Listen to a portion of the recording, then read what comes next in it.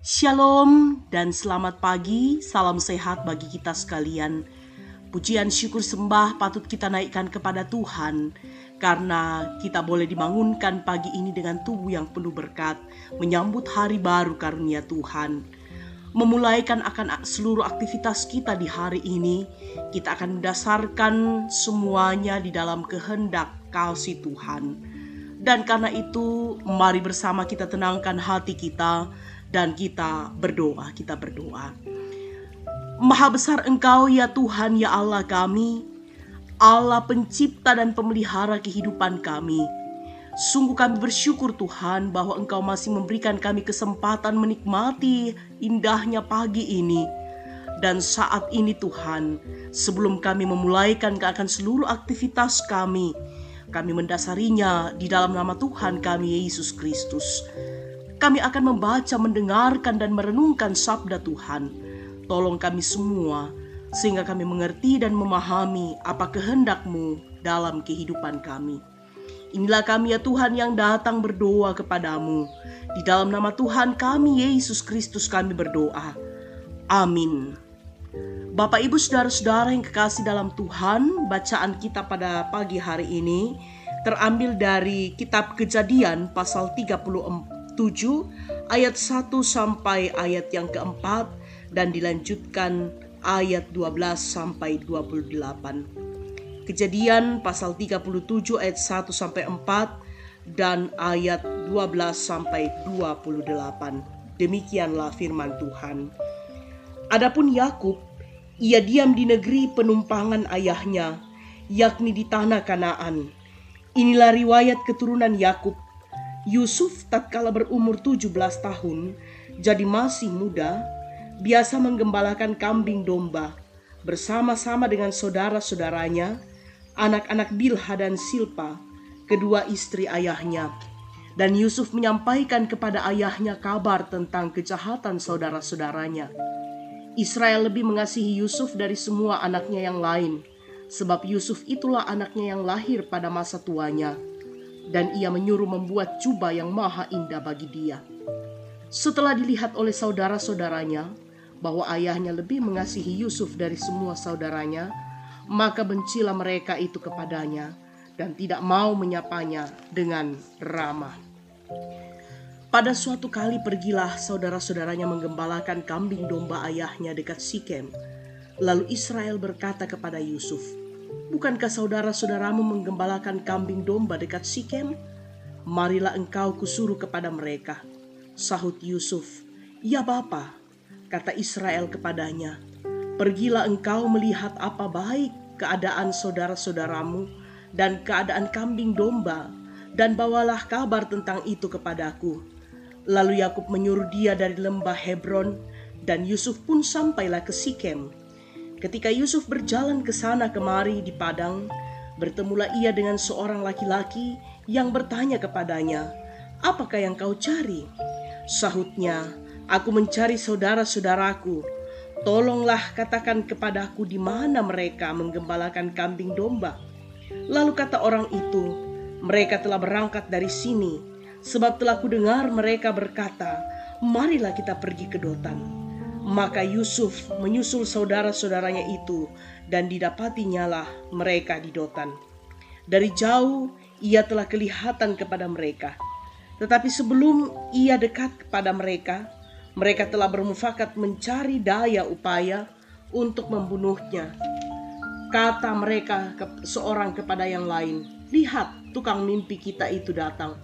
Sekarang marilah kita bunuh dia dan kita lemparkan ke dalam salah satu sumur ini. Lalu kita katakan, seekor binatang buas telah menerkamnya, dan kita akan lihat nanti bagaimana jadinya mimpinya itu." Ketika Ruben mendengar hal ini, ia ingin melepaskan Yusuf dari tangan mereka. Sebab itu katanya, "Janganlah kita bunuh dia." Lagi kata Ruben kepada mereka, "Janganlah tumpahkan darah. Lemparkanlah dia ke dalam sumur yang ada di padang gurun ini, tetapi janganlah apa-apakan dia." Maksudnya hendak melepaskan Yusuf dari tangan mereka dan membawanya kembali kepada ayahnya. Baru saja Yusuf sampai kepada saudara-saudaranya, mereka pun menanggalkan jubah Yusuf, jubah maha indah yang dipakainya itu. Dan mereka membawa dia dan melemparkan dia ke dalam sumur. Sumur itu kosong, tidak berair. Kemudian duduklah mereka untuk makan. Ketika mereka mengangkat muka, kelihatanlah kepada mereka suatu kafilah orang Ismail datang dari Gilead dengan untanya yang membawa damar, balsam, damar ladan dalam perjalanannya mengangkut barang-barang itu ke Mesir. Lalu kata Yehuda kepada saudara-saudaranya itu, "Apakah untungnya kalau kita membunuh adik kita itu dan menyembunyikan darahnya? Marilah kita jual dia kepada orang Ismail ini.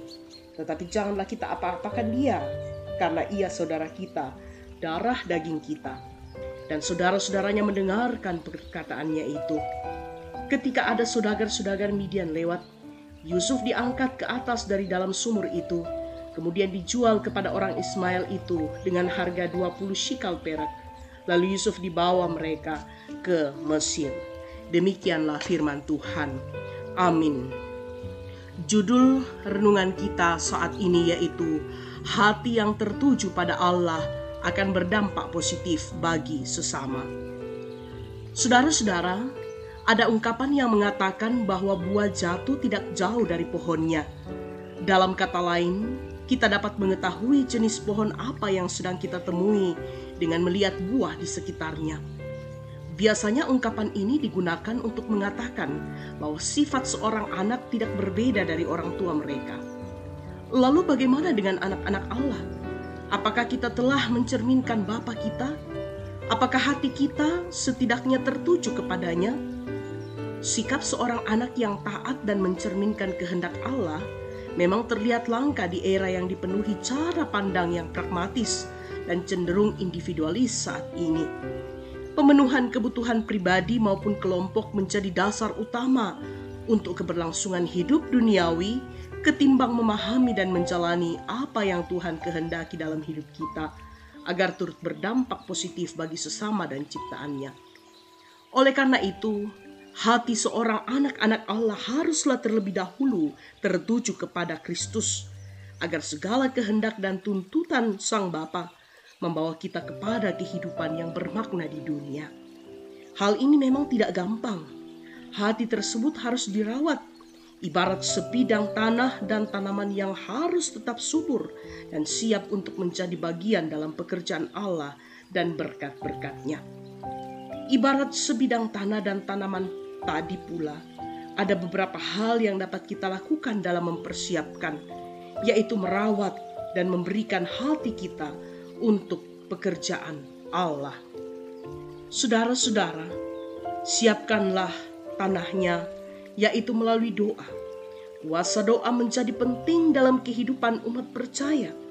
Tetapi sebagai orang yang masih menganggapnya hal sepele, doa ini menjadi sangat dasar bagi kita untuk mempersiapkan hati yang tepat untuk segala yang akan kita hadapi dan kerjakan.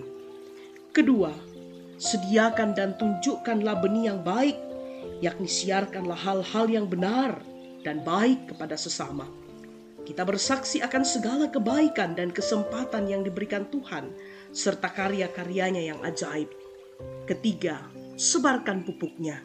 Artinya kita berbuat yang baik bagi sebagai umat Tuhan, berlomba-lomba menciptakan kebaikan untuk menyuburkan dasar pertama tadi, yaitu doa. Dan yang kedua, kesaksian-kesaksian kita. Ingatlah bahwa iman tanpa perbuatan adalah mati. Keempat, sediakan air yang cukup. Artinya kita bersandar pada Roh Kudus. Kita mohon dan memberi selalu ruang untuk Roh Kudus bekerja dalam diri kita melalui setiap apa yang kita doakan, saksikan, dan perbuat dalam segala kebaikan. Kita harus selalu berharap akan buah dan tuaian yang baik, dan di sini adalah perkara iman. Dan kita mensyukuri segala yang Tuhan berikan, karena Tuhan selalu memberikan yang terbaik bagi setiap anaknya yang telah memberikan hatinya untuk segala pekerjaan Tuhan. Bukan hidup yang bahagia akan membuat kita bersyukur, melainkan hidup yang bersyukur menjadikan kita selalu bahagia. Karena itu saudara-saudara, kita harus yakin pada diri kita sendiri bahwa kita dapat berbuah dan berbuah bagi Tuhan dan sesama. seperti kisah Yusuf yang sekalipun tersiksa dan terbuang dari keluarganya, tetapi dengan hati yang tertuju pada Allah, hidupnya menjadi sangat positif bagi banyak jiwa dan kehidupan. Amin. Mari kita berdoa. Mampukan kami ya Tuhan untuk senantiasa tertuju padamu, sehingga ketika kami terus tertuju kepadamu, maka kehidupan kami akan selalu berdampak positif bagi sesama. Kami menjadi pembawa-pembawa damai, kami menjadi pembawa-pembawa kebenaran. Kami senantiasa memberikan pemulihan bagi sesama kami. Tolong kami Tuhan, sehingga kami dimampukan untuk menjadi anak-anak Allah yang setia kepadamu. Kami bersyukur bersama dengan saudara-saudara kami yang berulang tahun pernikahan, sembuh dari sakit, naik pangkat, lulus ujian, sempurnakan sukacita dan syukur mereka. Bersama-sama dengan orang tua kami yang berada dalam usia lanjut, Tuhan kuatkan dan perteguhkan iman mereka. Kami berdoa Tuhan, bagi saudara-saudara kami yang bergumul karena sakit, baik yang dirawat di rumah-rumah sakit, yang berobat jalan, kami percaya Tuhan Engkau memberikan kesabaran, memberikan pengharapan, sehingga dalam menanti akan kesembuhan dari Allah, mereka terus hidup berpengharapan di dalam Tuhan. Kami berdoa Tuhan bagi saudara-saudara kami yang saat ini bergumul karena kehilangan orang-orang yang mereka kasihi, keluarga almarhum Bapak Yohanes Sonda. Kami yakin Tuhan terus menyertai, Tuhan terus memeliharakan segenap rumpun keluarga. Biarlah senantiasa mereka kuat dalam menjalani hidup ini. Bapa di dalam kerajaan sorga, kehidupan kami sepanjang hari ini kami serahkan ke dalam tangan kasih Tuhan. Kami percaya bahwa di tengah-tengah gumul yang panjang karena pandemi COVID-19 ini, kami terus diberikan kekuatan dan hikmat dari Allah dalam menjalani kehidupan ini. Bapa di dalam sorga, ini doa kami Tuhan. Kami menyerahkan kehidupan kami sepanjang hari ini. Biarlah kami terus senantiasa menjadi berkat dan mencerminkan akan citra diri kami sebagai anak-anak Allah. Di dalam nama Tuhan kami, Yesus Kristus kami berdoa. Amin. Bapak, Ibu, Saudara-saudara, demikianlah persekutuan kita dalam saat teduh di pagi hari ini. Selamat beraktivitas, Tuhan memberkati, salam sehat.